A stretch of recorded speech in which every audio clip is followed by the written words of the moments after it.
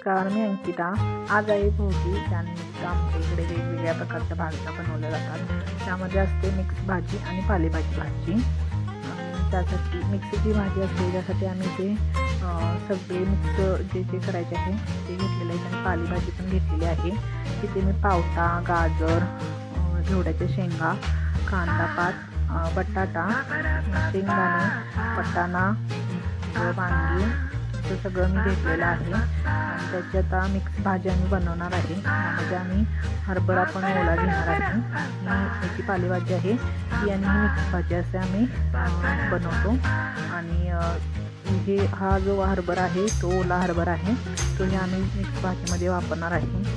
आणि इथे आम्ही मिक्स भाजी करण्यासाठी जी कांदापात घेतलेली होती ती तेलामध्ये घातली.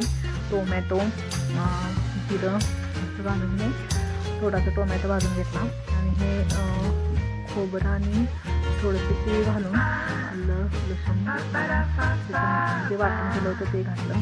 गरम मसाला घातला आणि मीठ आणि हळद घालून ते मिक्स करून घेतले.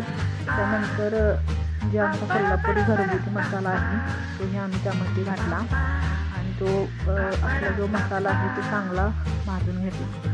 मग त्यामध्ये ज्या भाज्या आम्ही निवडून ठेवल्या होत्या भाजी करण्यासाठी त्या मी सगळ्या त्यामध्ये घातल्या. आणि पावटा आम्ही वेगळा शिजवला होता कारण त्यामध्ये पावटा शिजणार नाही त्यासाठी. आणि ते गरम पाणी होतं ते घालून आम्ही त्याला शिजवून घेतले. आणि आमची तयार झालेली आहे बाजरीची भाकरी, त्याला तीळ लावलेले आहेत आणि सगळं आमचं साधं तयार झालेलं आहे. तर कशी वाटली आजची आमची भोगीची भाकरी आणि भाजी हे सांगायला विसरू नका. आणि चॅनलला लाईक, शेअर आणि सबस्क्राईब करायला पण विसरू नका. धन्यवाद.